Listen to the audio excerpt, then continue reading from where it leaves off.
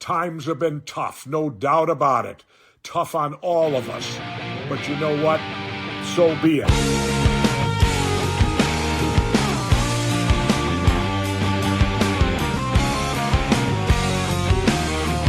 The Workers Club. I love the name.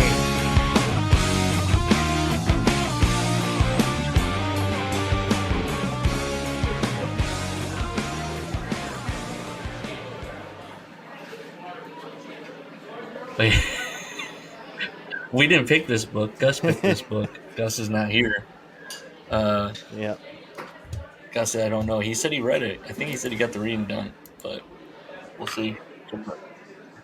Yeah, he said he was going to be coming in hot. Maybe today. he didn't really. No, he knew that we were recording at the after Dynamite. But we've got Stranglehold by Larry Nelson and James R. Jim Jones. And my first thought was, James Jones, quote unquote, nickname Jim. I don't know if I would use the nickname Jim. If my name was Jim Jones, I think I would just avoid it altogether and just go, no, it's James. Yeah. It's James. Don't worry. It's questionable.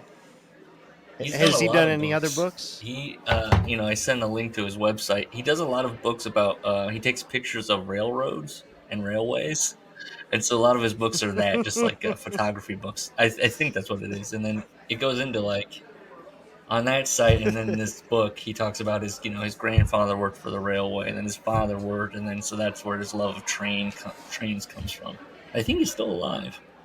But yeah, I don't know what he did. It says in this thing that he helped. I don't know if he just helped Larry publish it. I think that's essentially what happened because he's publishing his own books of photography and all that. So I think that's all. I don't think he edited the book. They kind of put that on the wise of like they looked through the book. I'm trying to look if it says that there's an editor or anything. No. The cover photos from the author's collection. All these photos are, I guess, mostly from Larry Nelson. Yeah, RailroadVideoDVD.com. Telltale Productions, that's his company. Books and Videos, Box 808 in Colchester, Vermont. Yeah. Oh, yeah, I guess he does have DVDs. I assume it's just footage of trains. Ding, ding, ding, ding, ding, ding, ding. Oh, now I see it. So I guess he would be diagnosed now with being on the spectrum. I guess I don't. You laugh, but I always joke about this. Don't I do? He might. I mean, I don't think you're standing outside the airfield going, "It's a B509. It's coming in." Oh, you do. Yeah, I do. Look at the wings. Oh man. Well. Is your wife there too, or is it just you? I mean, if something interesting flies over, I don't care who I'm with. I'm gonna freak out. Oh, was it like a gyrocopter or something? No. I kind of want to know. I'm not gonna get I want to know. What was it? It was a 4-engine Boeing military. That means plane. probably something bad, right? Yeah. It's a military Boeing. I don't know. Well, I mean, I'm an hour from Wright-Patterson Air Force Base. The fact that you could even be exciting. like, I know what that plane is, that's, I'll say impressive. I mean, it's a dedication to knowing being specific. Something. I tried to find stuff on Larry. I know Larry's dead, Larry Nelson. I also thought about that. I'm with Larry, and I'm gonna keep saying Larry, and people are gonna go, did you just call Larry a moron? Sure. So I don't know if I'm going to call him like Uncle Larry or... I know. He calls himself Uncle Larry. I'll figure it out. But he died in, 2014, I think? I tried to find anything on Larry Shipley, radio DJ, and it was like, no, yeah, Larry Nelson, the AWA guy. It's him. So... Okay. It's Stranglehold by Larry Nelson, and for whatever reason, also James R. Jim Jones, which I don't think he contributed at all. I wonder if that was a request of being like, I have to be in the byline if I'm publishing it, okay? But they both autographed it too. The books Gus got us. They're both autographed by. I love that James Jones also was like, I'll throw my autograph in there too. Oh, so it's that Larry is and okay. Jim. I see now. Before I opened the book, I didn't know Larry Nelson's real name. Oh, yeah, I was gonna say because he doesn't sign Larry Nelson. He signs it Larry. I thought it was Larry A. Shipley. He signs his full name. Yeah. And I was hesitant to highlight in it, and then I was like, who gives a fuck? Because I was like, it's a short enough book. I was like, I'll remember. And then after a while, I was like, I ain't gonna remember shit unless I highlight it. They do in their acknowledgments. Jim calls his significant other my lady, Marilee, and then he calls Larry's wife his special lady, wife Sally. Which that's a specific type of guy that my lady. They're of an era. The introduction. There's one thing that stood out, which I think a lot of wrestling books from people inside the industry.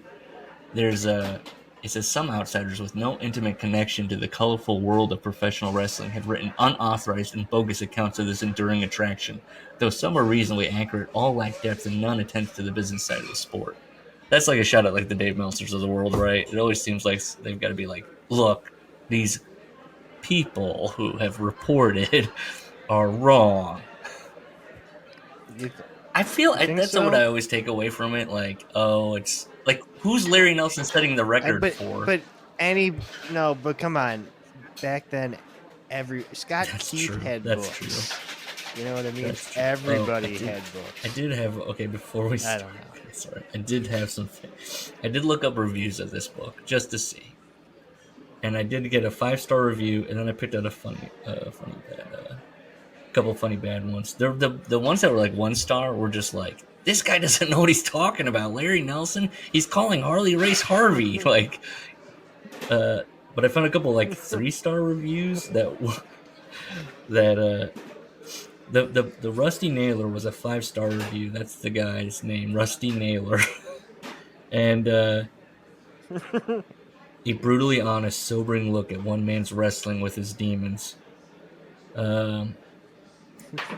He said, I saw another reviewer wondered what Nelson's mother thought of the book, but I wonder what his wife thinks of it, especially the description of her in high school, which I guess that's just why I don't know what that's like.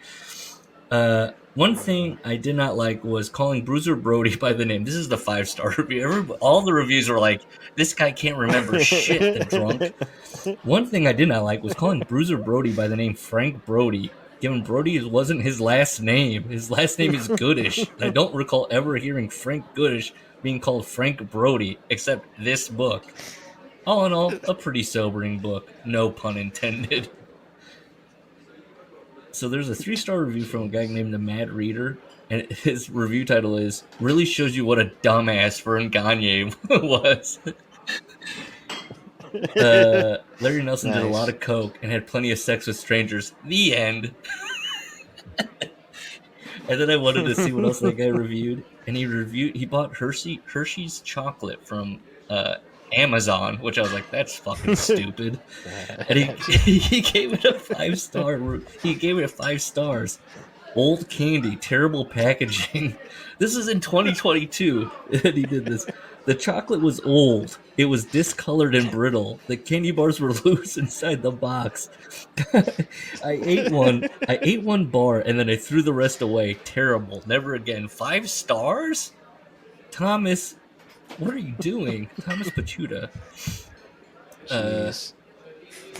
Anywho. Other than let's see. Do I have anything? I had to screen cap those today when I was looking through stuff. That's it. Okay. So, do you have anything from like the introduction or like James and Larry kind of talking about their acknowledgments and about themselves? And no, I admit I didn't pay much attention to that. So the chapter 1 is called A Brief History of Wrestling, and it is exactly what you don't want in a wrestling book. They somehow always think that somebody not... I can't imagine anybody picking this up that's not a wrestling fan, or how they would find it, or how would they even come. No. And they want to tell you all about wrestling, and so when you know about wrestling, it's just brutal to read through. Yeah. Yeah. But there were a couple nuggets in here. Wrestling is the second oldest sport in world history, playing second fiddle only to running. Oh, okay. All right. I mean, I don't have much because I just kept going. Oh God. Oh, I didn't note that whenever he talks about like territories and different things. Oh, okay. Well, come on. Hang on. The second sentence. This business, which has endured more ups and downs than a hooker's pennies. Oh my God! I can't believe that I didn't catch that. Oh boy. Yeah. And then he says, Plato and George Washington were wrestlers. He definitely, and all these things, it comes off like the guy, when you've talked to people about why you like wrestling, you're like, okay, first of all, it's respectable, okay? And you're like, it's not. It's really not. I did note that whenever he talks about territories and different, he'll use the word carving up. Territories get carved up. Jobs get carved up. I think I tried to highlight it as much as he says it. Okay. He spells the word blonde, B-L-O-N-D, which it's kind of like gray. How do you spell gray? With an E or an A? Yeah. I think I alternate. I use an A. But I know that people do spell blonde without an E, but I thought at first, it's a typo, and then no, he just keeps doing it. He talks about, he goes through the history, like from like 1900 on, and that's why I felt like this chapter was. You think somebody was like, you gotta explain wrestling. Author. That's usually what happens in these wrestling. The non-fan is like, those guys are there for the details. Tell me, Gorgeous George invented the sissy gimmick, according to Larry Nelson. He's a sissy, this and that. He talks about World War II Nazi gimmicks. He talks Mitsu Arakawa, who had featured very sinister karate stuff.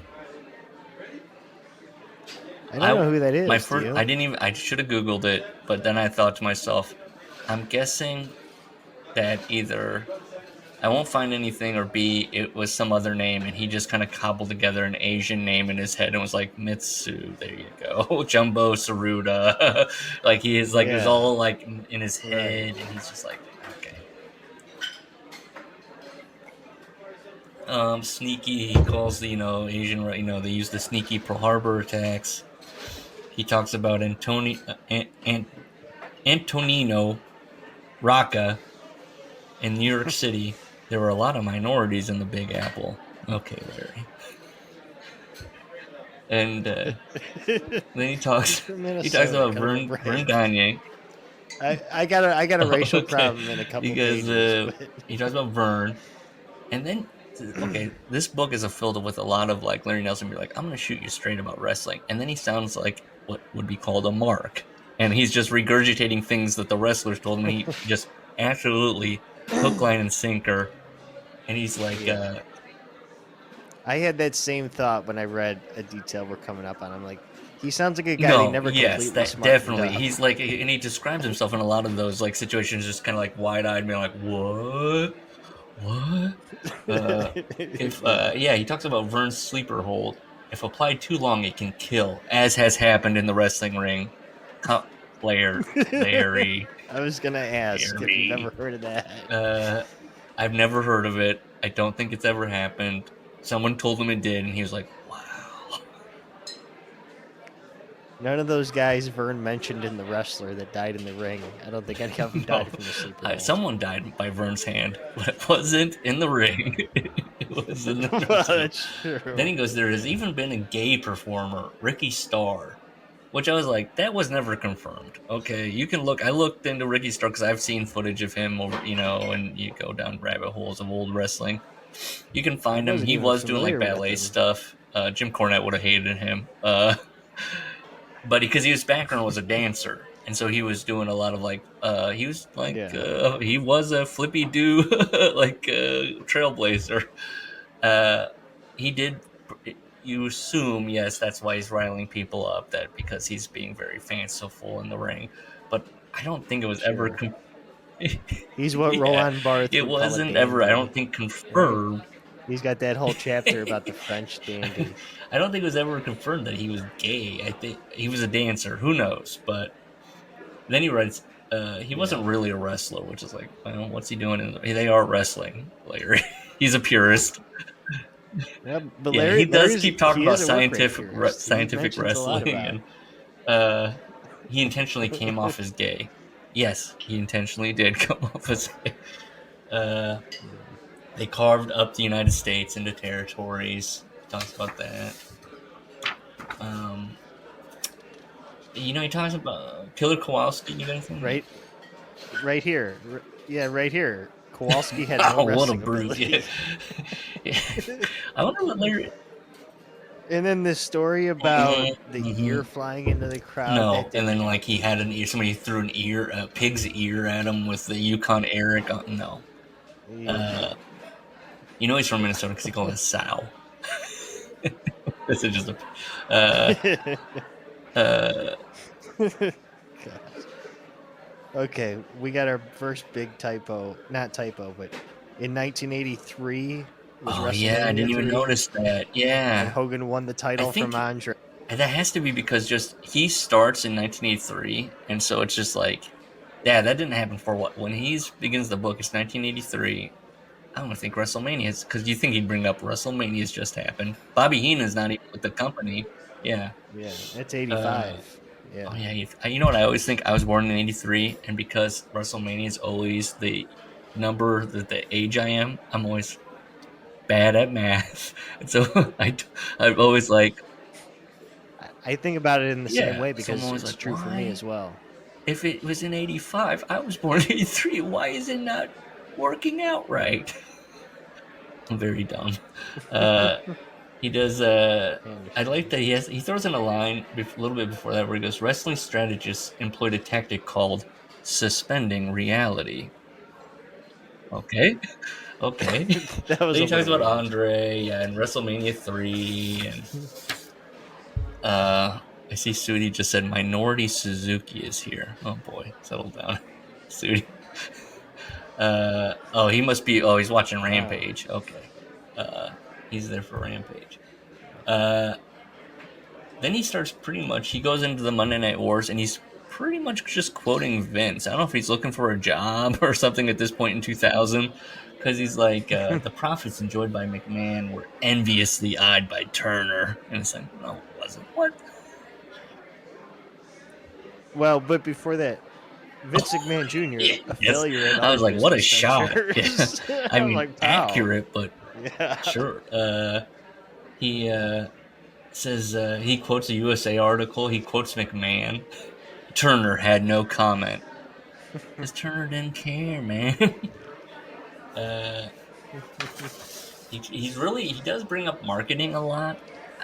He kind of keeps touching on that, and I keep waiting for him being like, and then I had the idea of making toys or something. Like, he's gonna eventually be like, and it all comes back to me. Then he talks about Jesse Ventura and being in Minnesota. That's like, it hits him. And then there's chapter 2, just 2 years A Rude Awakening. Did you have anything else on a brief history of wrestling, other than it was an absolute brutal read? No. One fine day in 1983, I woke up, probably with a hangover, and found myself. I hate that stuff. I found myself part of a morning team. What? Nah, I love it though. It paints him in that first sentence, if I can get romantic and literary here. Mm-hmm. It says everything about his character. Yes. He's a fucking mess. He just wanders through life in and out of things. He does the Minneapolis / St. Paul thing a lot, but then it's pages and pages in where he's like, by the way, that's the Twin Cities. Okay? No, I know, Larry. I know. He has a morning partner. He's on an AM radio station where they play oldies. He talks about how nobody listens to AM radio in the 80s, and dropped, what does he say? down to 30%, something like that, of listeners. He's got Don Thompson. I should have looked that guy up. That's his radio partner. I like this. One night while ruing over my poor radio ratings performance in the latest Twin Cities Arbitrons, and I was like, you spent a chapter explaining wrestling, but then you drop Arbitrons and just move on, which is the audio Nielsen ratings. All those are DJs. Yes. They get that book and they can look at everything, and he's drinking a liter of bad scotch, so he's cheap too on his little DJ salary. He's drinking. He's looking at ratings. No. But the next words I thought were wonderful. So, drinking a liter of bad scotch, comma, yeah. Professional wrestling. That just means he's a fan, and he just randomly wrestling pops into his head, especially when he's drinking. He's like, fuck, man. He's like, he says, I had been invited to homes where people threw Sunday morning champagne brunch parties. Do you believe that? I didn't believe that. When I read that, I was like, is he just drinking champagne and eating breakfast? And he's like, yeah. The wheels in my booze-soaked head began turning. Suppose, he quotes this, so this is his exact thought.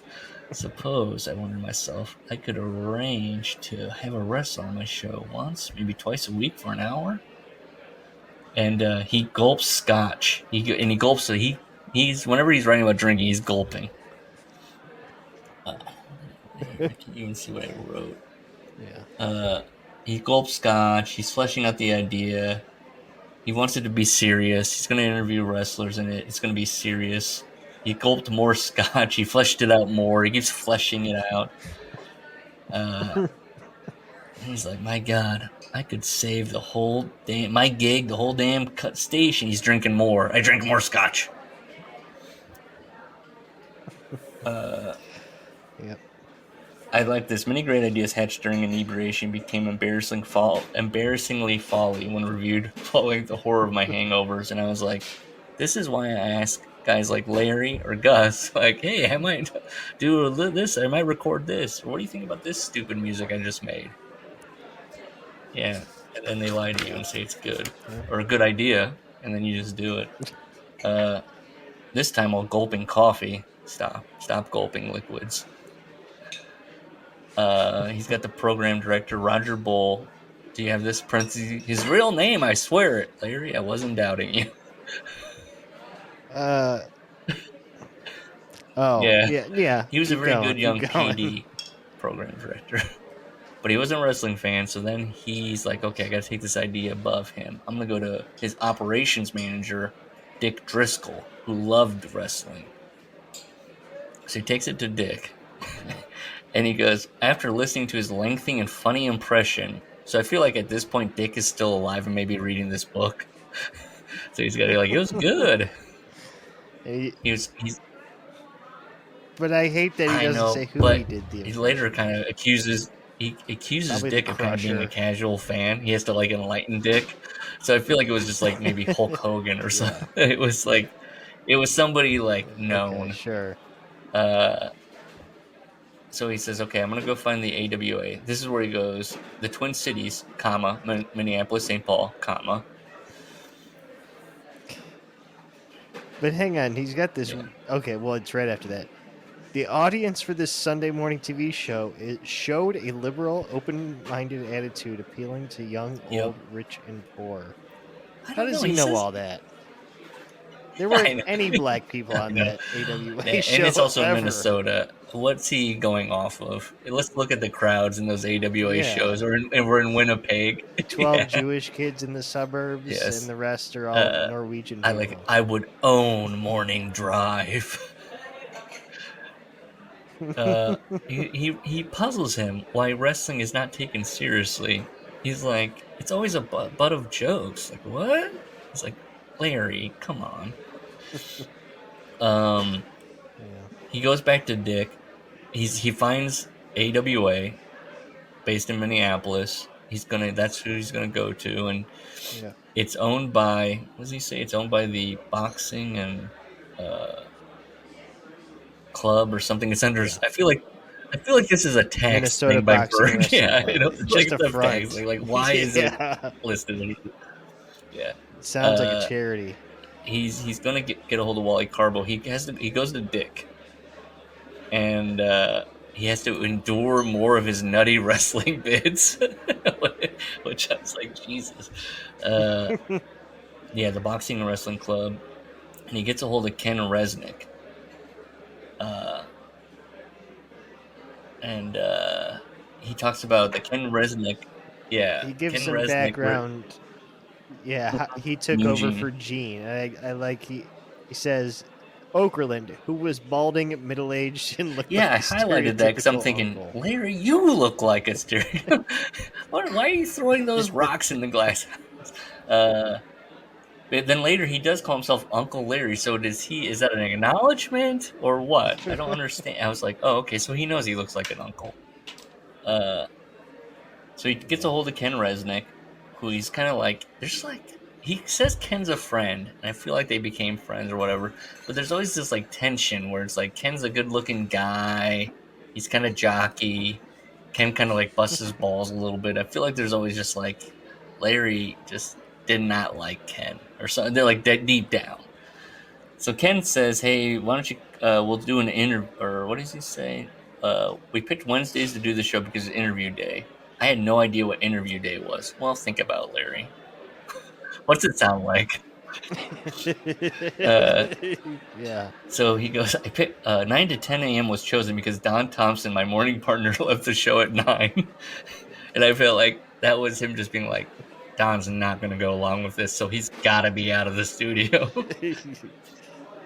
Yeah. I picture Don just leaving the studio and being like, okay, have fun with your wrestling shit. I gotta go. You drunk.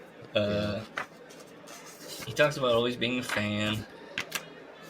Then he goes into he does this a lot. He'll go into be like, these Jags are just like, so, he'll just all of a sudden start talking about something or other, and he'll put History, he'll put in the usually. next paragraph. Anyways, like it's stream of thought. Like back to what I was talking about. You feel like you're sitting next to like a drunk who's like he just started going off. He goes and Bobby the Brain is his first interview.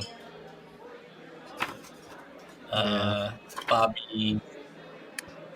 Things had gone well. I'm a very good interviewer. He does compliment himself a lot. Like, I know what I'm doing.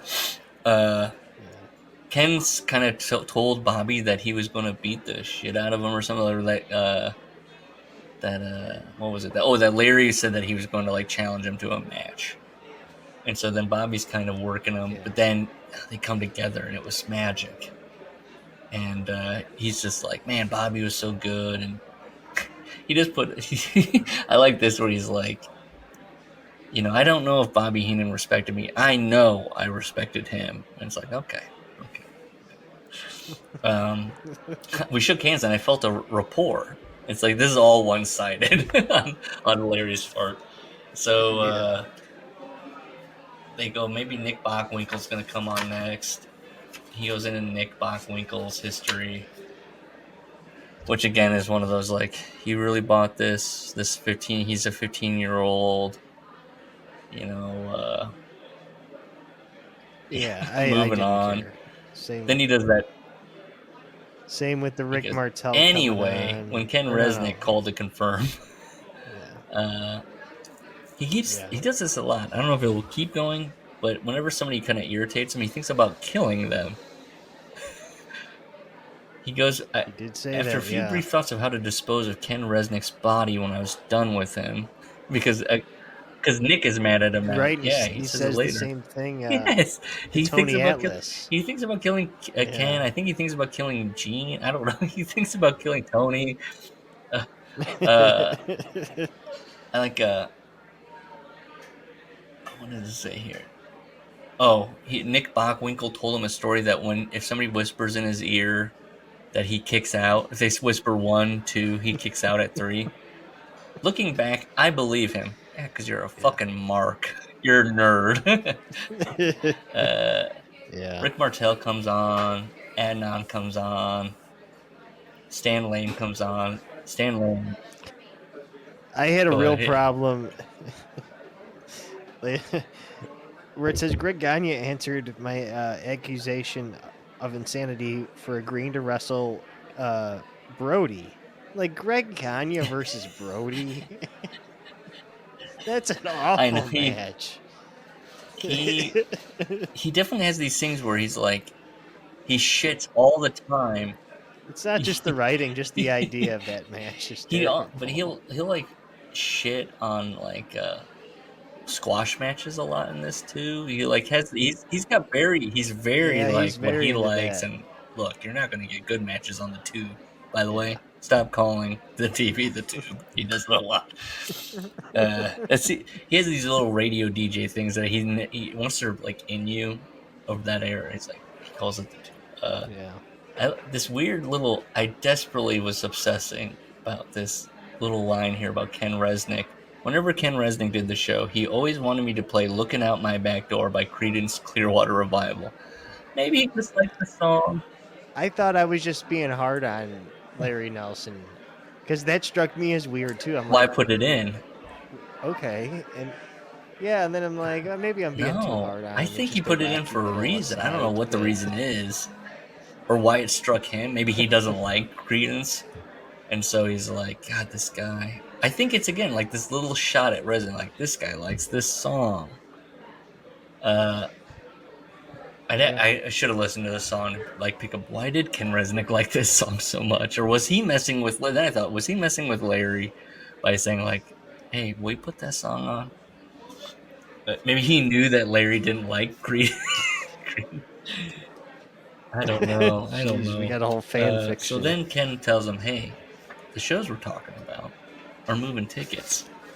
Larry's like, "Holy shit, we're selling tickets!" I boisterously said, "All on our own." And then he's like, "Oh God, Vern better not know about this. They want me to think AWA is helping me, not the other way around." Yeah, so how does he know Vern's so I think shifty this is so like, soon? hindsight is 2020. Yeah. So Dick Driscoll, he always goes, Dick Driscoll walked up to me and was like, "Hey, your show's hot, baby." And Mean Gene Okerlund, who's probably still living in Minnesota, I imagine, he wants to go on it. And look, we can't. This isn't just the AWA hour. He says this has got to be open to everybody, you know. And this makes Larry sweat. And Driscoll's knowledge of professional wrestling was slight at best, and I wrote casual. So now Oh, that's true. That Larry is the guy. Larry Okay. Nelson has to educate his operations manager Dick Driscoll on the war, on Vince McMahon, and what's happening. Which I have to assume Larry, knowing all this, He probably read him that first Larry's chapter. like, "Let me start with Strangler Lewis."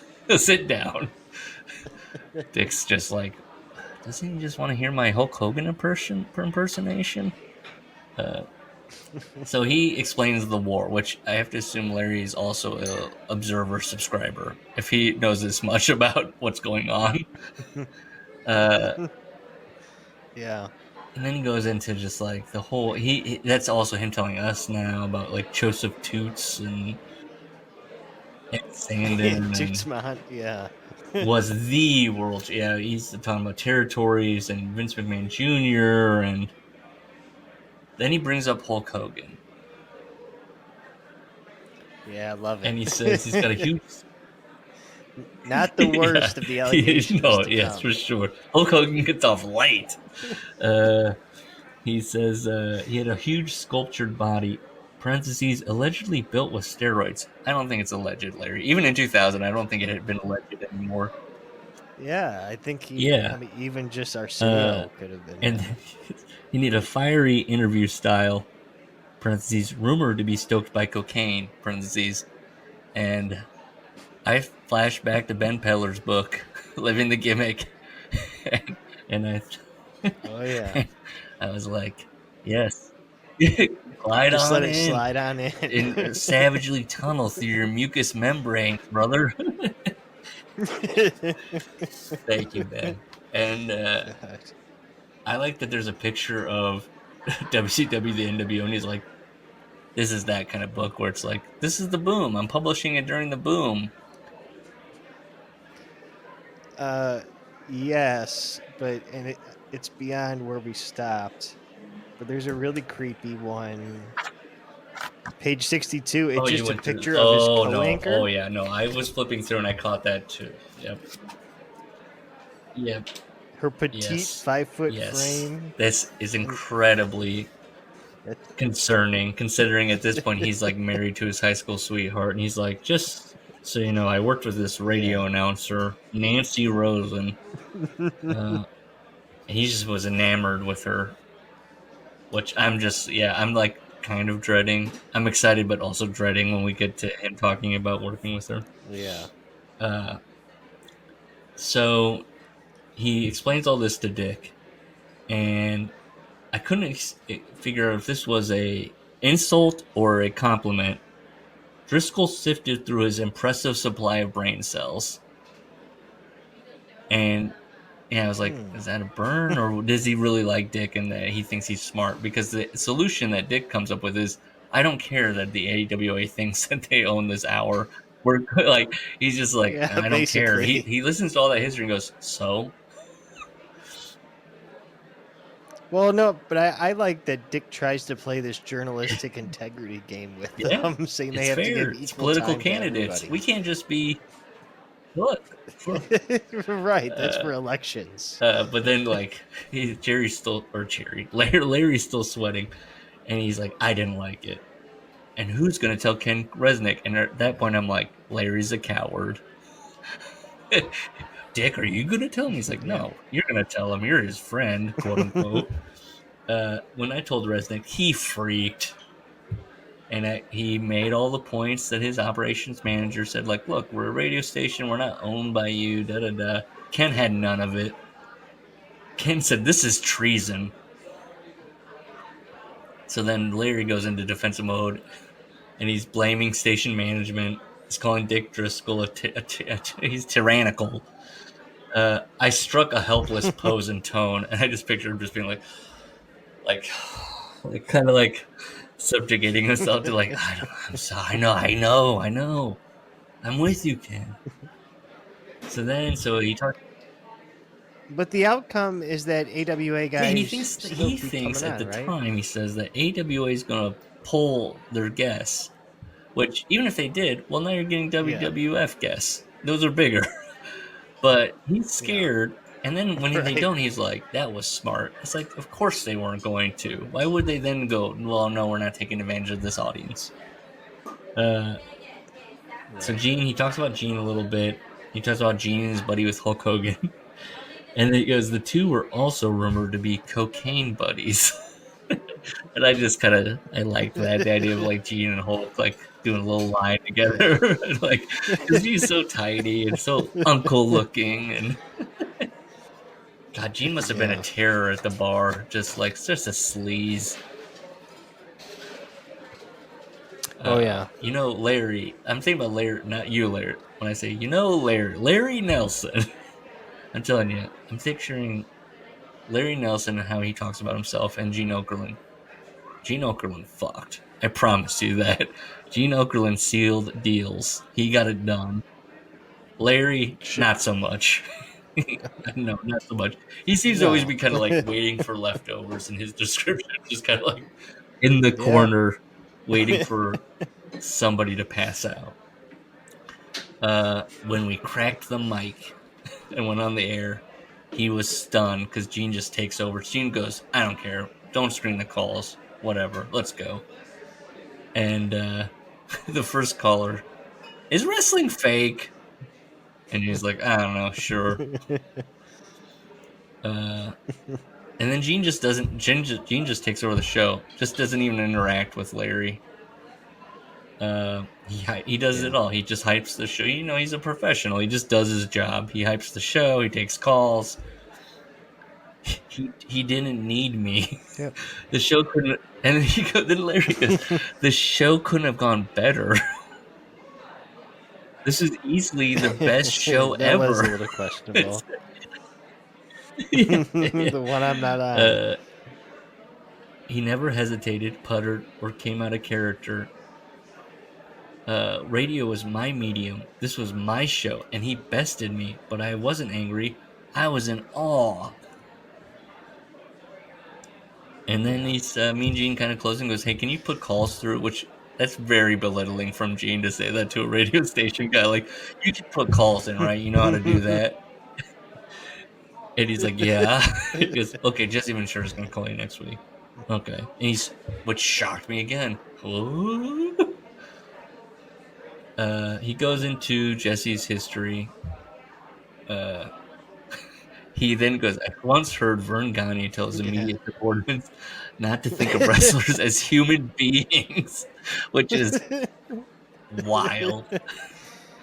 They're tools, and they can be replaced.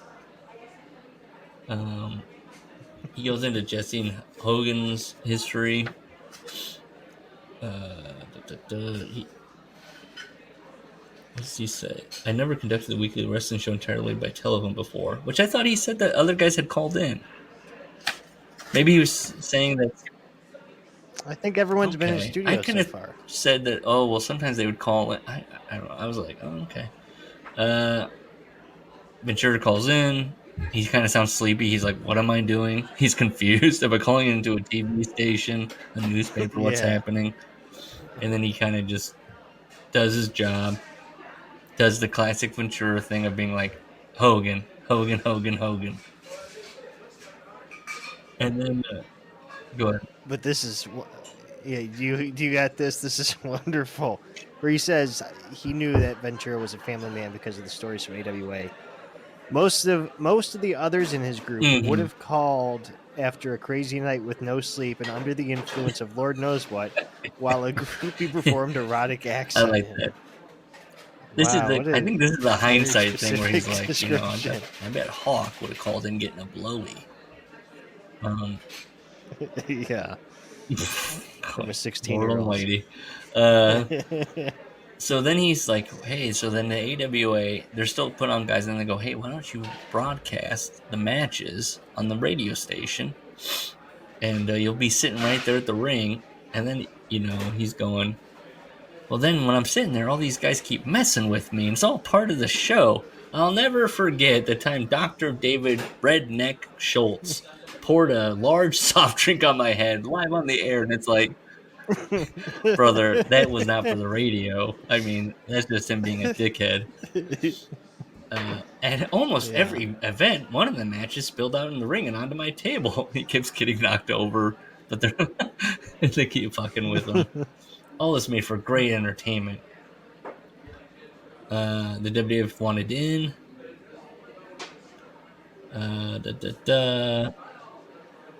So right, he does the same thing where he does a WWF yeah, he show goes. too. Yeah, I'll do that.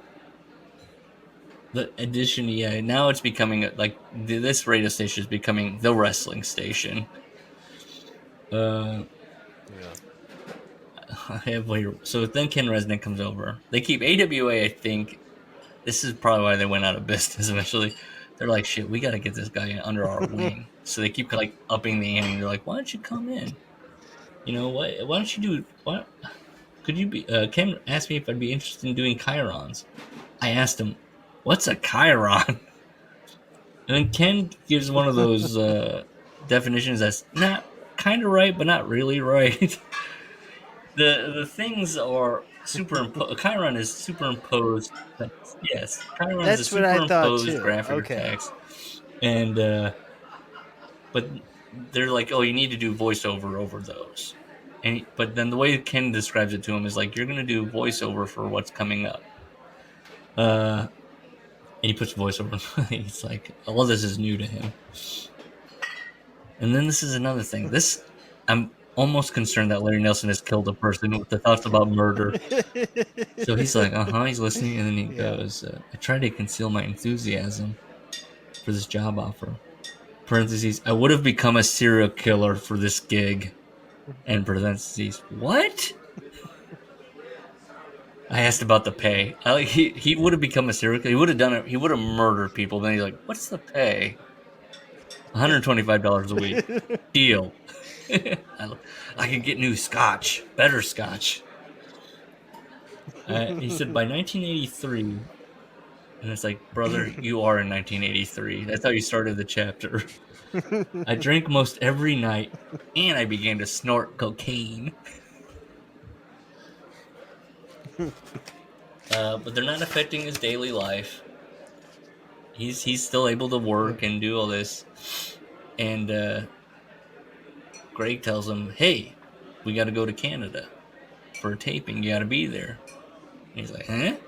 He goes, we'll pay you $300 per taping, plus meals, a hotel room, and a plane ticket.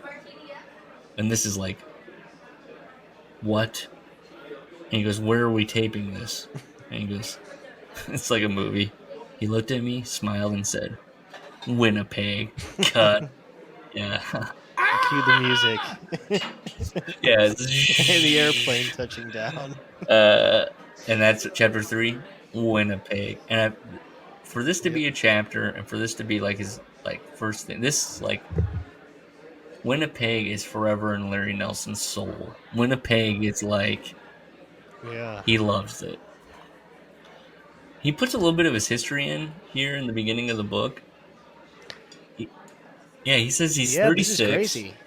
And by then I could look back on a stint in Vietnam, 2 failed marriages, and a dozen rowdy years of radio broadcasting. And I thought to myself, that's a book I want to read, not this. I want to read about a radio teacher that had been in Vietnam, had 2 failed marriages, and he's like a drunk. I want to read that book, not you hanging out with wrestlers and being like gobsmacked and, oh, Nick. By the way, earlier, this is so funny. A lot of this book is so funny because earlier in the book, when he's talking about himself and Jim R. Jones, he considers himself sophisticated, and he's always like going to the best restaurants, and like his quote unquote co-author is not into that kind of stuff to draw differences between them. So then I keep going like, oh sure, this guy's like a trash. He's like a garbage guy. When does he become sophisticated? Right. So he meets Wally Carbo, and Wally Carbo out of the gate goes, do you know Carney? Which is like, look, Gus couldn't have picked a better book because Ben Peller had a similar thing. What's Carney? Except he spelled it Carni. And Larry spells it appropriately. What in the world is Carney? But hang on, before that, Wally says, on the road, we wrestle, drink, and screw. That's all right. That's, everybody that Larry, I feel like, I don't know, maybe they probably did say that, but Larry, I feel like is, everybody he talks to on the way to Winnipeg is like, we're gonna fuck. And he's like, okay. Like, so I feel like that's him being like, look, that's just what, and that was it. That everybody that was on their mind. So then he explains what is Carney. Yeah. You better believe it's the same thing that Ben Peller did, which is you add the sound is between the first and second syllables of any word. Talk becomes tizok. Stop is tizop. And it works for names as well. Larry, for example, is Lazari. Which I don't think... Did anybody... I think they called him Lazari, but I don't think... Did anybody call, Holzulk? Maybe, I don't know. This seems and sounds no more difficult than Pig Latin, yet it has been a puzzle to the public for over 100 years. Larry, no. This has not been going on for 100 years. I don't know when this stupid thing started. But also the public is not aware of it, nor is it confounding them. And Stranglehold Lewis. He says it's easy, it's not. You have to really... Hey, Jim Lozano. we doing that? We doing that Nick, 80-minute draw tonight? Yeah, who went up to Nick Bogzingwiggle?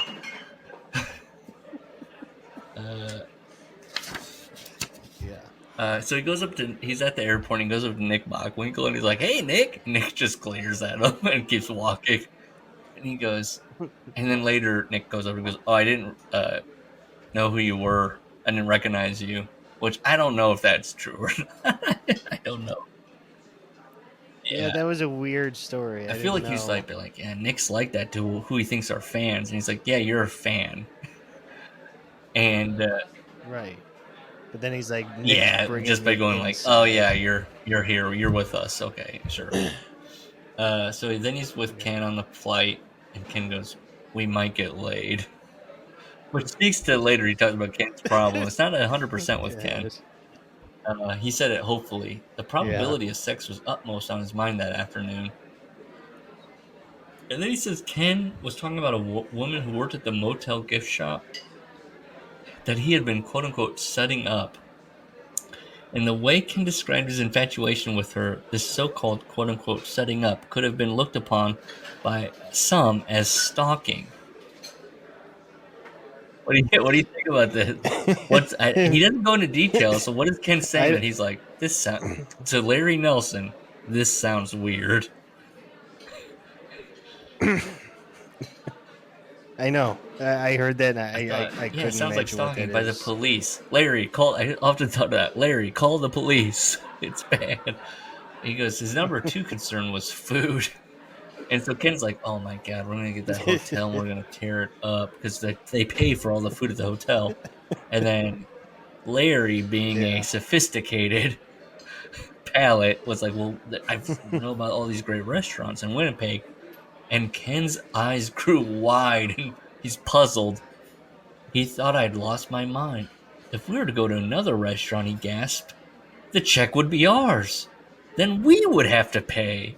And this goes back to my company cards thing. I'm very confused about who's paying for what. Somehow people get something free. Yeah. That's what I want. But yes, he's very like, oh. Larry's got a lot to learn.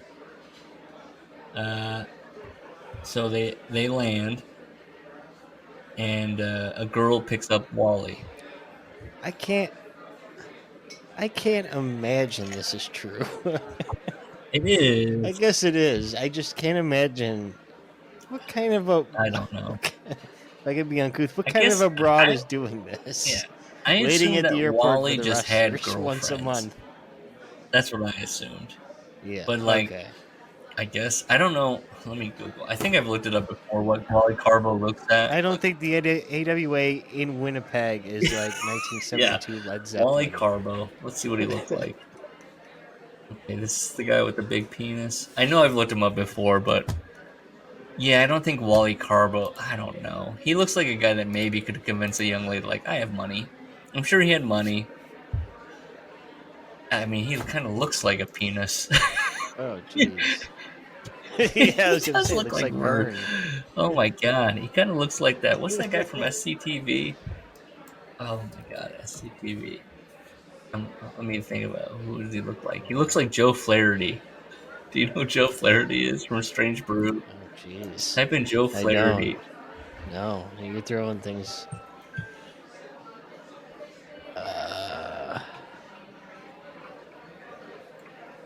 Kind of looks like an old Joe Flaherty. So this woman is gorgeous, according to Larry. Her clothing and makeup were tasteful. That's big for him too. It's like, absolute perfect specimen of womanhood. Long black hair, great figure, stand out in any crowd. So then Wally always disappears. He brings that up. Wally goes out with his girlfriend. He picks up his money. He disappears. Okay, this next part, these Ray Stevens stories. So stupid, so unneeded. Just the wacky antics of the Stevens The one thing crew. the first thing I took was when I was a kid, a bully beat me up after school every day, and I was like, that sounds about right. Winnipeg was the best party stop. But yes, Ray's thing. He sounds like a big old fan. He's like, I don't even know how he did his finisher. I still don't know. I swear. But he does. He describes Ray Stevens, and it's one of those things that I think we're going to get a lot of, where he describes horrible behavior and then goes, "But he was a pretty good guy. I liked him." Because he did. What was the bad thing Stevens did? Well, Stevens apparently would always just leave his wife and do wild things, and then his wife's leaving him. He jumps into the car and like tries to like, yeah. Okay, I apologize. And he's like, correct. the determined woman eventually got away from him. And he goes, despite all that, Ray Stevens that I knew, this is like a Chris Benoit thing. Like, hey, the one I knew was a good guy. The Ray Stevens I knew was a barrel of fun. It's like, he sounds awful. Okay. Then he talks about Ray Stevens' Red Bastine. And it's more about like just them doing awful things that may or may not be true. And him going, haha, that's great. The stupid hotel. They celebrated with a drinking binge. And this was this. No, and I don't even believe it. He says people were hopping out of the third floor of the hotel because they chained the rooms together so the doors wouldn't open. Here's the hit list. That didn't happen. He says that Ray Stevens of Red Bastine parked what's a construction gimmick? Why am I not finding it right now? The backhoe, yeah. Forklift? They parked it in the hotel. Can you imagine? This is when you know he's a mark. Can you imagine the looks on the faces of the guests at this brand new hotel when they came downstairs and were greeted by this monstrous piece of heavy equipment in the lobby? Question mark, exclamation point. Then they get ropes for their bull rope match, and they're tying doors. Yeah, and they set off the fire alarms. They're yelling fire. Guests are trying to get out. They're jumping out of 3-story buildings. They're getting their cab driver drunk. They're tying a human being to a flagpole and then raising him up and then watching him from their hotel room. And I'm shaking my head going, there's no way that they got a human being and were able to like lift him up and hold him up on the flagpole. Yeah, this is Tales from the Territories. He calls them two troublemakers, and it's like what you're describing is criminal behavior, is what you're describing. And then he goes back to Ray Stevens. Oh, I got distracted. Back to Ray Stevens, Roy Shire. So he talks about them and what a fan he is of Ray. And then he says, my first trip to Winnipeg was pretty much a blur. I'll share the things I recall. Some of these recollections are out of sequence, but every word is true. And I'm thinking, well, that's the editor's job, Larry. They can put it in sequence for you. Yes. He talks about a guy that works, Mike Shields, who claims that he was Irish till it hurts, which sounds like a threat to himself. I'm Irish till it hurts. He calls him Larry Nelson calls himself an anxious young upstart. You're 36. Larry lived at home till he was 28.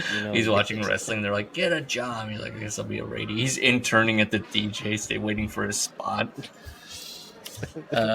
He gets invited to a meeting, and everyone is there. The roster's there. Greg Gagne is there, and Greg's talking, and everyone else is talking. And Animal of the Road Warriors is talking. I guess it catches Greg's ire, and he goes, "Are we wasting your time here, Animal?" He yelled, and Animal shoots back, "Was I talking to you, Greg?" And Greg goes, "No, I was talking to myself." And a heated exchange followed, during which I saw Greg glance my way, and so they like everyone comes down, and then Jack Lanza comes over to Larry, and he goes, "Larry, for whatever reason, they don't want you here." I was crushed. Oh yeah. Hold on, I gotta let the dog out. This is unprofessional. I have to let my dog out. ahead. Ash.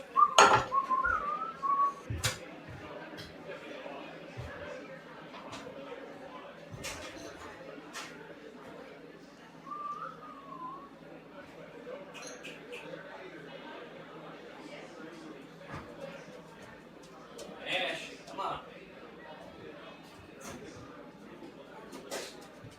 Here we go.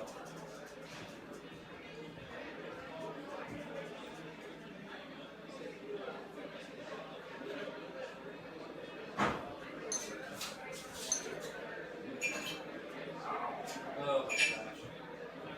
Ash.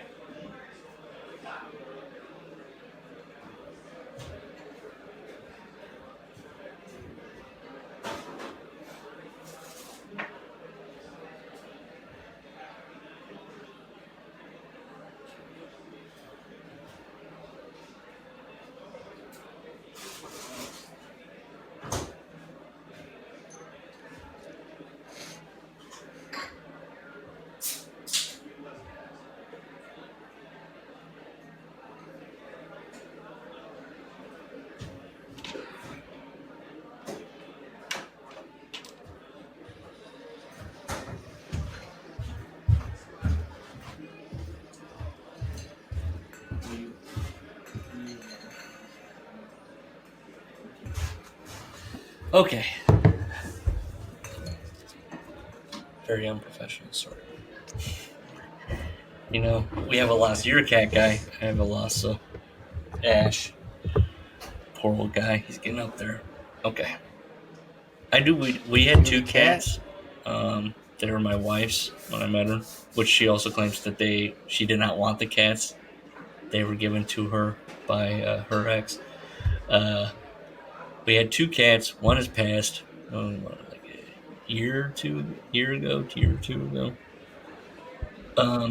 Tuna and Kit Kat, and then we have Ash, which is a Lhasa, which was mine. Which I was like, I'm a dog guy, so I was like, we gotta get a dog. Oh, that's the dog Yeah, breed. Lhasa, I never like, know my dog breeds. He's a cute little dog. He's a cute. Hey, look, you've looked at my Instagram. If you look He's at a my small Instagram, so you made that beautiful T-shirt, the Sniff T-shirt. Yeah. If you look at my Instagram, I have pictures. Before I had a child, that was the child, you know. Yeah, sure. Okay, Of course. so Larry's he's in Winnipeg.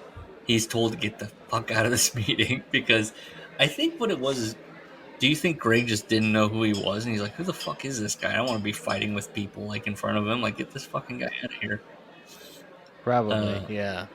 He comes back, and now it's just like everybody, and they give him like this is what's gonna happen tonight. He was expecting like the Sudi, you know how Scott has posted like what his stuff where it's like got the pronunciations of the names and all the info on everybody. That's what he's expecting, like an announcer's details, and he's just like, I had nothing. I had no idea what was going on.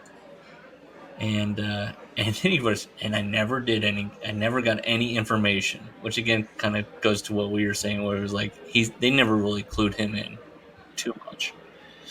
They have dinner, and then he writes, then I hit the bar hard.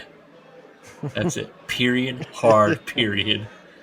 The last thing I remember was talking to the Road Warriors manager, Precious Paul Ellering. I mean, he's talking to him. He goes into like a little bit of like the Road Warriors, and then he awoke with a savage hangover. He shows up to the studio, and they say, hey, get up here. It's time to interview people. And he's like, what the fuck? Like, he wasn't expecting that. I don't know what he said. Basically, he didn't know what he was doing there or what they expected him to do. Yeah, he didn't expect to be on camera. And many wrestlers who have been billed as the Sheik are dark-complected Americans. Okay, Larry. But Adnan was legit. You know, that was his point. And he goes into his history. Yeah. And he brings up that he's thrifty. Yeah. Why does he think Adnan's got money? Yeah, the man Why has would you earned a assume small that? fortune. He's a deep wrestling fan. He's like, this guy's been a main eventer all over the territories that have been carved up. He must be He rich. made event of those Although it 100,000 might be person Iraq matches. a hindsight thing, because later he talks about moving into an apartment. I read a little bit ahead, and he's in and he owns it, the right? affluent apartment complex. So he must have been like, well, everybody here's rich. Uh, Yeah. So the red light came on, and I began to speak, and Adnan unexpectedly grabbed my ass. It was a test. And so he keeps going, and as he's talking, Adnan gives him a little goose, a little squeezes his little buddy, and surprised again. Yeah, he goosed him. Oh, He is went, that what "Eek." that He grabbed his means? ass and went, "Woo." No, he To grabbed his grab the butt. He dick puts his hand on his or ass. his ass? But see, that's what He That's grabbed what his I ass, don't but get. then Is he gave it a little grabbed his squeeze, ass, goosed him. and then Sweet. Yeah. oh, okay. I I didn't know what the flash back difference to would be. when I was when in my industry, and we had hired an old timer who was like kind of friends with, like, he was like kind of known in our scene, but he didn't know me, and he was a big Huskers fan. And I said, hey, why don't we go to your? He had a local like watering hole he always went to watch the Huskers. And I said, let's go to, I was going to introduce myself essentially and what I was about. And I said, let's go watch the Huskers at your watering hole. And he's like, sure. He didn't know me from squat. And anytime the Huskers did anything good, I reached, this is back when you could smoke in bars. So I'm just like smoking my Black and Mild. He's smoking his Camels. And anytime the Huskers did anything good, I reached under the bar and squeezed his knee. And I came in that Monday, Wow. and the guy that was my mentor and everything at the time.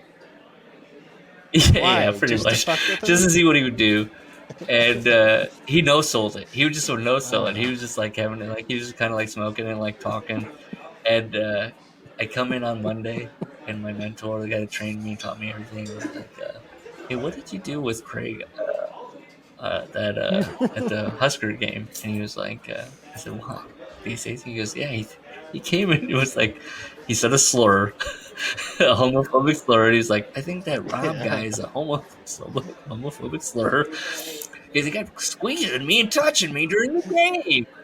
And I was like, oh yeah, I did do that. Wow. And he was laughing. He was just like, yeah, I had to tell him that he was just fucking with you. So I understood Adnan there. You're testing somebody. Are they cool? Okay. Sure. So then he interviews Tony Atlas. And plus, hang on. These are taped. They're taping these. So I know, it's I not know. that pressing. But some of these hilarious stories about he's nailing that He's like, red this light. is my moment. Yeah. I like that. My next interview is Tony Atlas, who was one of the few blacks in professional wrestling. Larry, you live in Minnesota and you should know better. It's not true. Yes. Yeah. So he's talking. So he keeps asking Ken, like, what should I talk about? And Ken's like, I don't know, talk about their belts and stuff like that. And so he's talking to Tony about his weight, his bodybuilding titles and this and that. And he goes, Larry's dumb. Larry's a moron. And he goes, hey, I hear this belt is special too. And he points to his normal ass belt that's holding up his pants. And so then Tony is like, this guy doesn't know. Tony's like, this guy's dumb. He doesn't know what the fuck he's doing. And so he has to sit back down, and Ken takes over. And Larry I dreamed up strange ways to somehow bring Tony Atlas to a horrible death. What? Yeah. Then Skinner comes over and offers support. And he's like, hey, man, don't worry about it. Steve Kieran comes over. Do you think this is in the Steve Kieran book that Meltzer kept yapping up and that CM Punk was reading and going, I want to come back? I talked to Larry Nelson. I talked him out of killing Tony Atlas, one of the few blacks in wrestling, according to Larry, to be clear. Yes. So then they're like, hey, do you want to be an announcer? And again, he's like, yeah, okay. But then I wanted it underlined real bad. So he says he was pretty hungover most of the Winnipeg trip. He's drinking. He's so... And what did this sentence mean where he says, the only thing that threw me was the singing of the Canadian national anthem? I think he's so dumb that even though he knows he's in Winnipeg, when they sing the Canadian national anthem, he's like, wait a minute. Oh, okay. Oh, yeah, that's right. I'm in Canada. He's like, look, I'm a dumb guy, but I don't know if I'm that dumb, like where I'll be that thrown. I don't. And then he gets into the work rate where the matches were quite boring. Jabroni, quote unquote jabroni, but he spells it G-I-B, like Gib-broni. Yeah. And then he talks about a Southern. What did you think of the Southern Baptist thing? I didn't know if it was true. Weird, I was like, man. this kind of sounds like. I gotta ask Cornette. Dude, I'll do it write because into he him. claims that tag team wrestling was invented by somebody seeing Southern Baptist preachers and how they would like touch each other, and then like one guy would go in, one guy would go out, one guy would go in, and they're like, going back and forth, doing their thing. Or Pentecostal evangelists, like, yeah, he attributes that to that. That's what it. But that it did strike me as something he was told, including the movie, just Yeah, like which the I was movie like, The Apostle. Okay. Yeah, that movie had come out.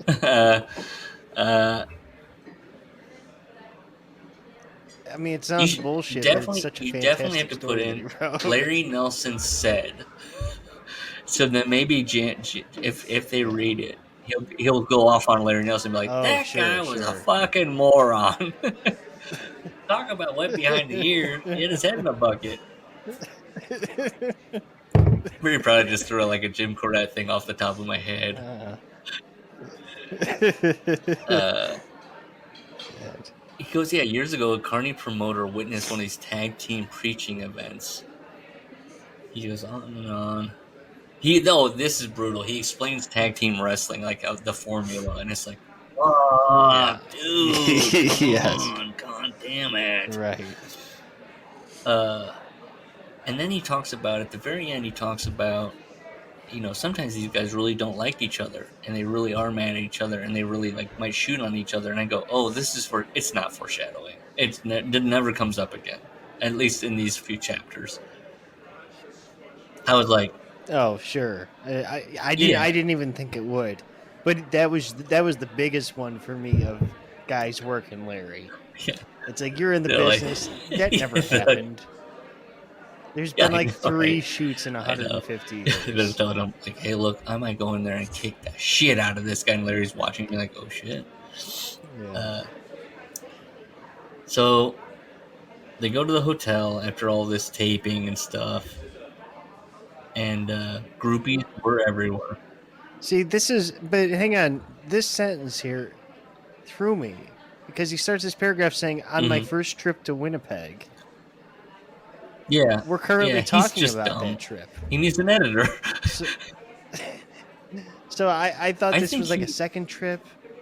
And then later on he says, I know, and then he does bring up, like, he does try to catch it where he's like, everything's out of order, because he does bring up things later that's like, okay, this must have happened in like 86. Well, then he probably could have got rid of the history of tag team wrestling. I think that's part of it too. Like he goes on this rant, and then he's like, so anyways, we're on my first trip. Like, he's reminding himself back to the story.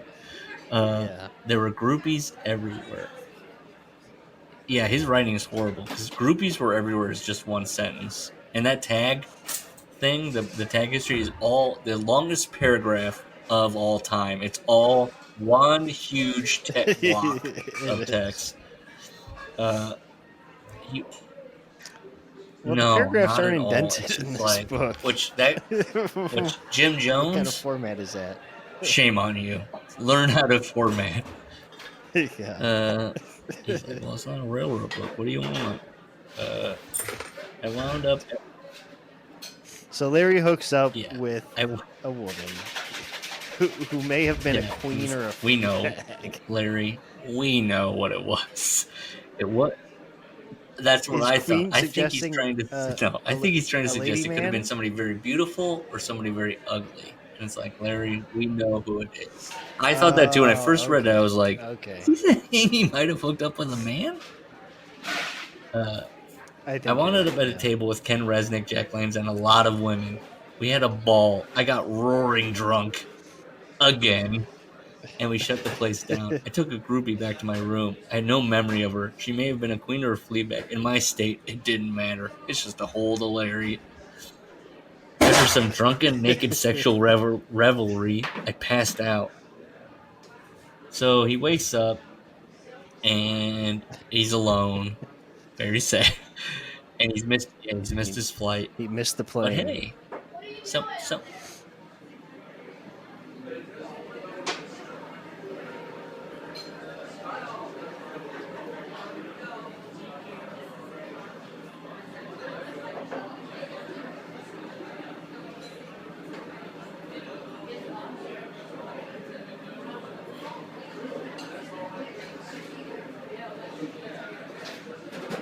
So Larry has missed the plane, but so has Hawk. yep, he's like, hey, I'm not the only one.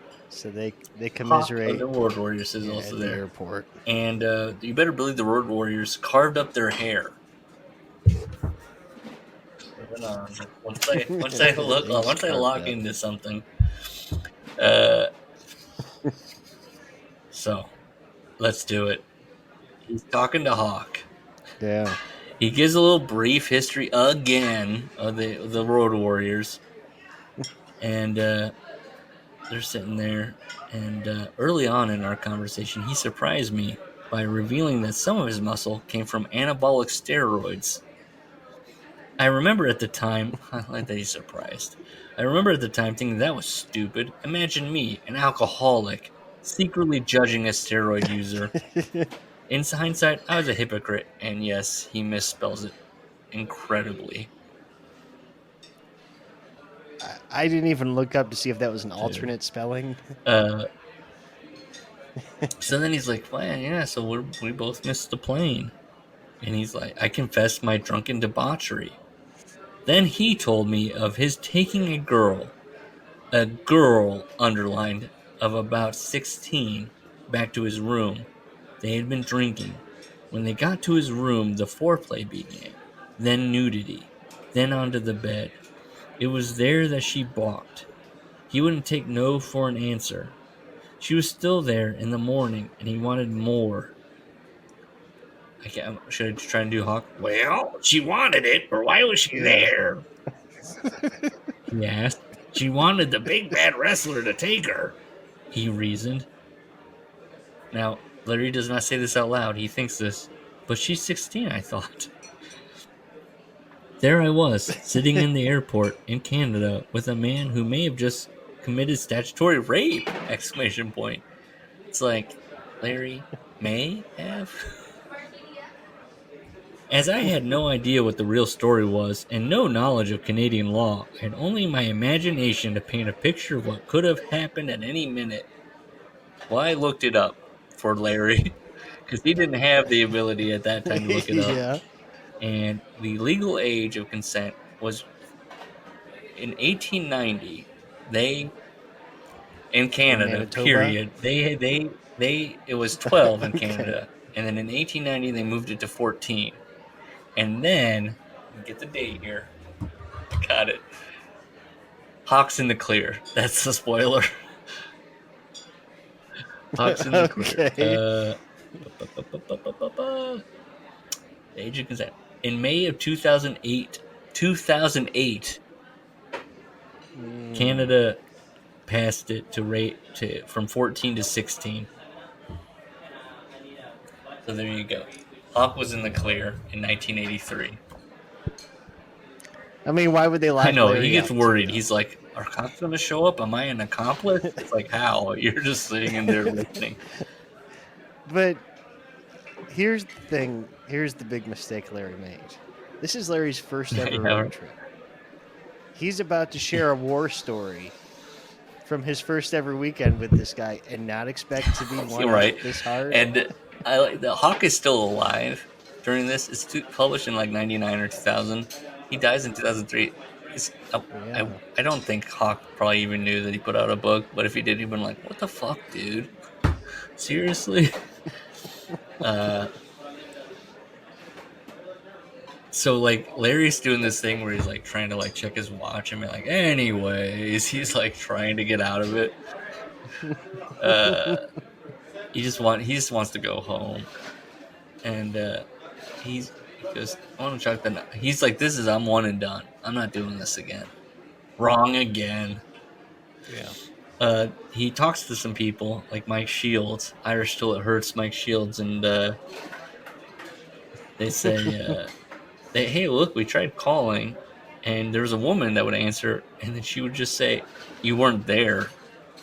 And Larry's first thought is, she was probably embarrassed at having gone to bed with a lowly announcer. She probably just didn't know what your name was. So they're like, "Is Larry there?" And she's like, "Fuck, I don't know." So then Ken's like, "Look, it's fine, but we're not gonna babysit." Because he's like, "Why didn't you guys get me?" He's like, "We tried. We're not gonna babysit you."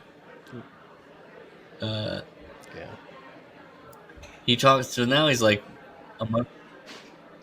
But why is that very? He does say, he goes, very appropriate. I don't know. He's like, that's fine. That's fair. I guess that's his way of saying. That's why I kept looking for a double meaning into the babysit. I just think he was saying that's fair. Yeah. You shouldn't have to babysit an adult. Sure. They go back to Winnipeg, and he's like, "I'm gonna behave." Yeah. And then he's like, "Thankfully, this time, we didn't even have time to like party." So then he's like, "Yeah. But I'd gone looking to bum a beer somewhere when I encountered a truly beautiful young woman hurrying down the hall wrapped in a blanket. "That big guy's crazy!" she exclaimed. So he's like, "Hey, you want to go to my room?" Of course. She's like, she hesitated. She's like, And then Stan Lane, he comes out. Oh, yeah, man. And he comes up and he's like, "What's up?" And he's like, "Oh, there's immediate chemistry." Because if you're looking at Stan Lane and then you're looking at Uncle Larry, yeah, the woman's going to be like, "So who are you?" You know, okay. It's very sad when guys like go gray at 25. Yes. Because his age is just so bad. Yes. That When Larry you look at the Nelson pictures, looked like look he at was the video, 62. he's gray at this point. He's 36. He is gray. Yeah. But I mean, This is the best sentence in the book. Stan Lane was a cocksmith. It also speaks to like Larry, like who he is, where he's like, he looks at these guys and he's like, "God, this guy could fuck." And it's just like you're picturing his encounters, and he's like, "Yeah, they were sad about it." So he. And then these Stan Lane stories. Yeah, Stan Lane do we is get like, those right away? "Open here? your towel."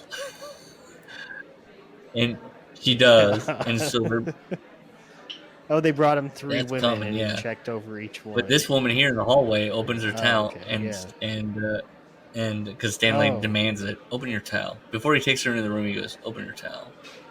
And the view was breathtaking. Stan looks her up and down. But Larry adds, "I loved what I saw," and he underlines it. Loved. I loved what I saw. And I guess Stan did too, because he says, "Come on." And they went to his room. I dejectedly stood there for a while. "Larry, you loser." Just standing in the hallway being like, "What was I doing?" "Oh yeah, getting a beer."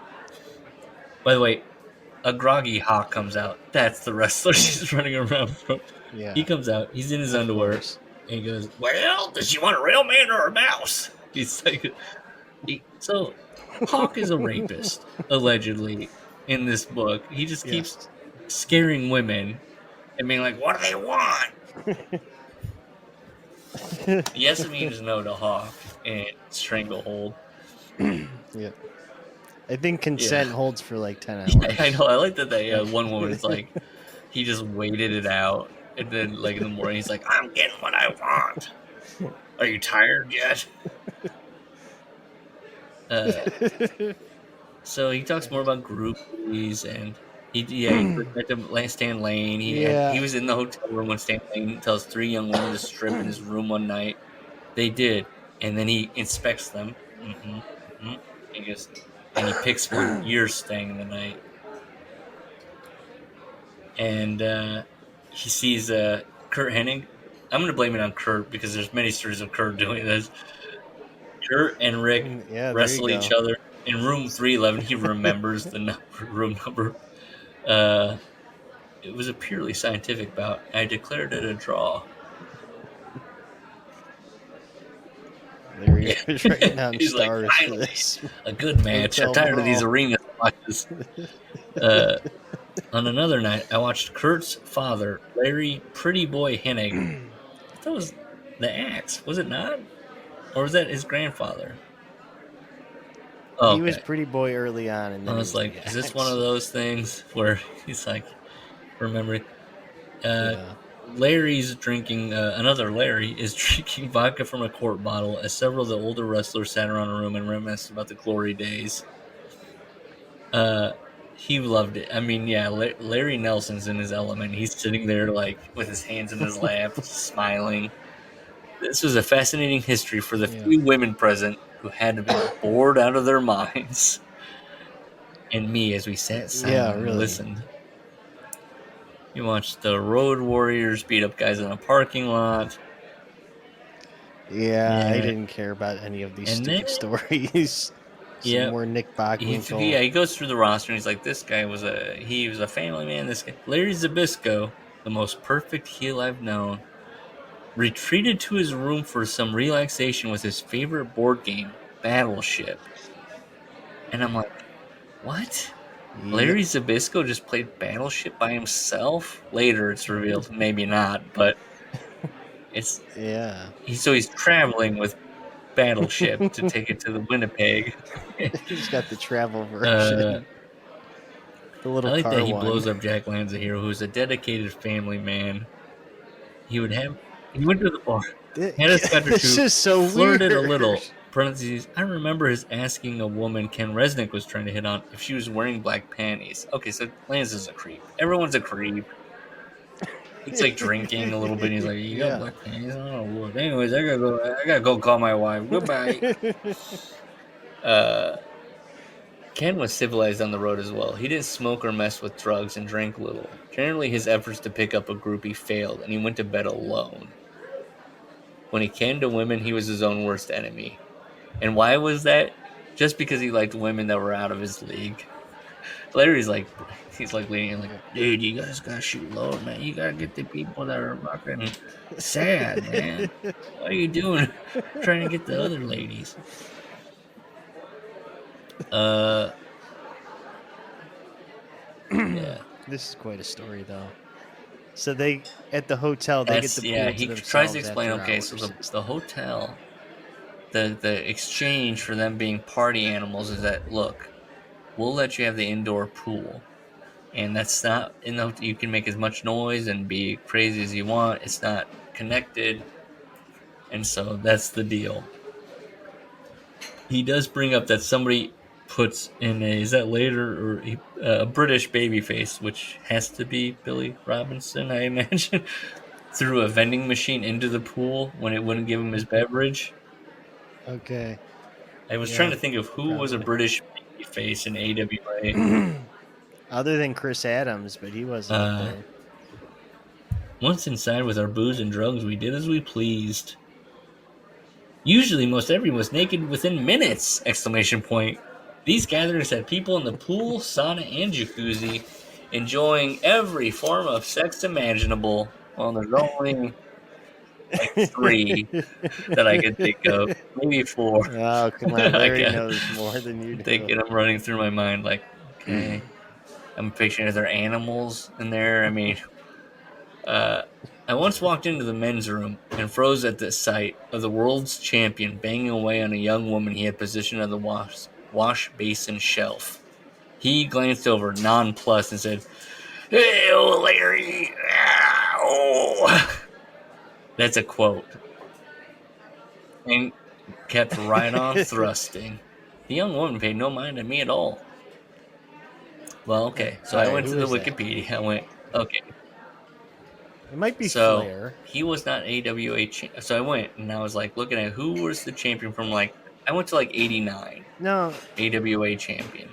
You think it yeah. could be any world champion? Well, but Flair. But hang on, Flair worked Wrestle Rock as NWA champion. Okay.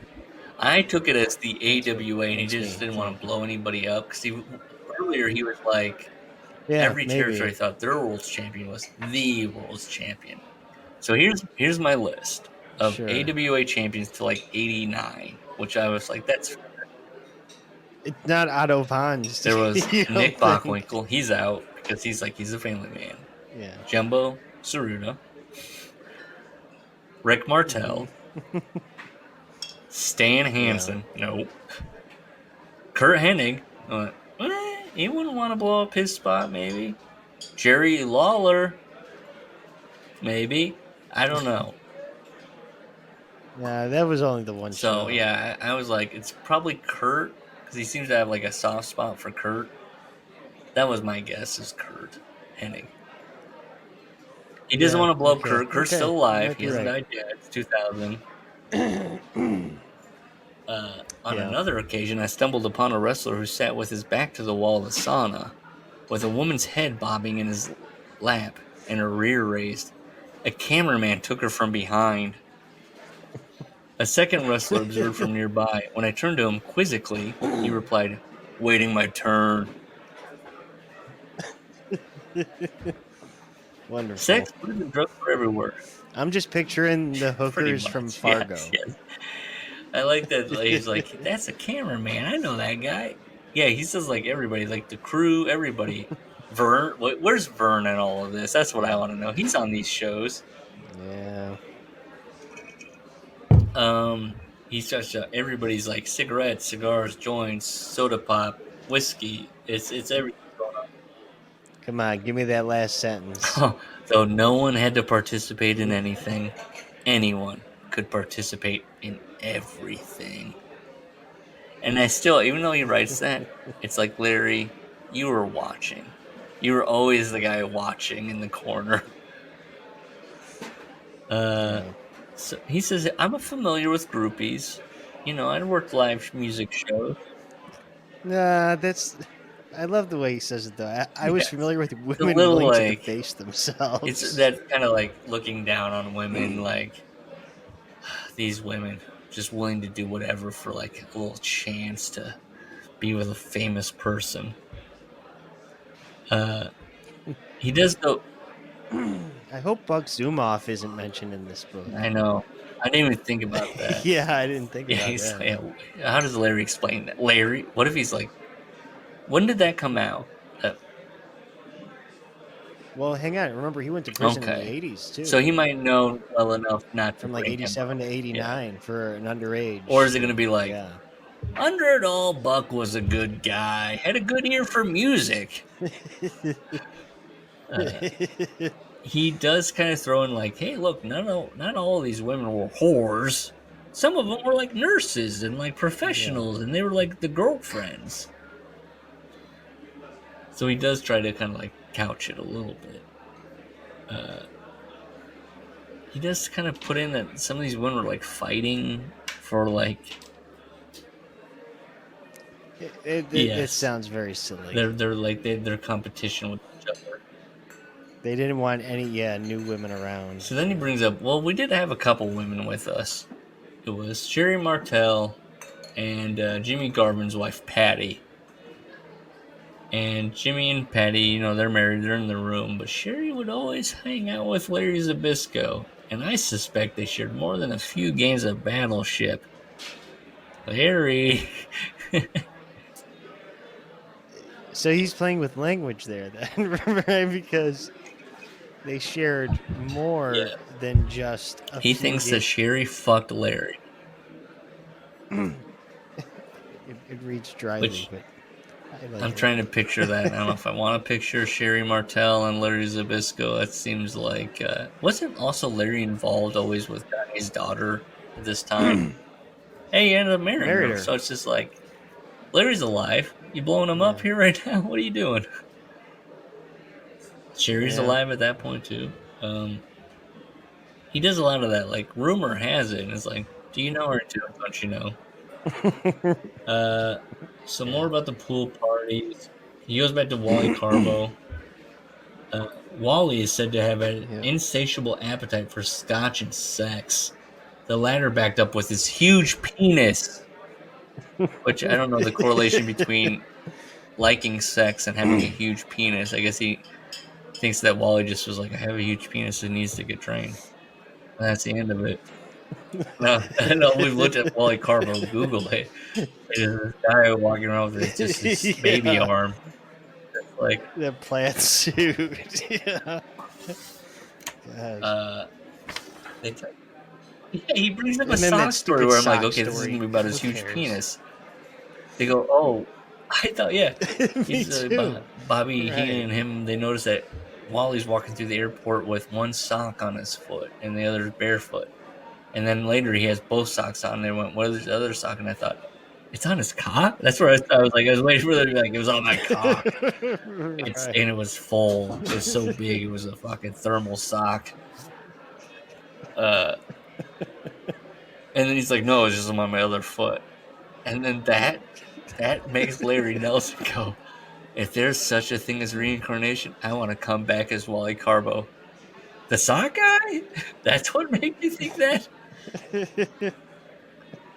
So he goes, so it just takes 2 trips to Winnipeg where Larry's like, I'm fucking addicted, dude. I love this.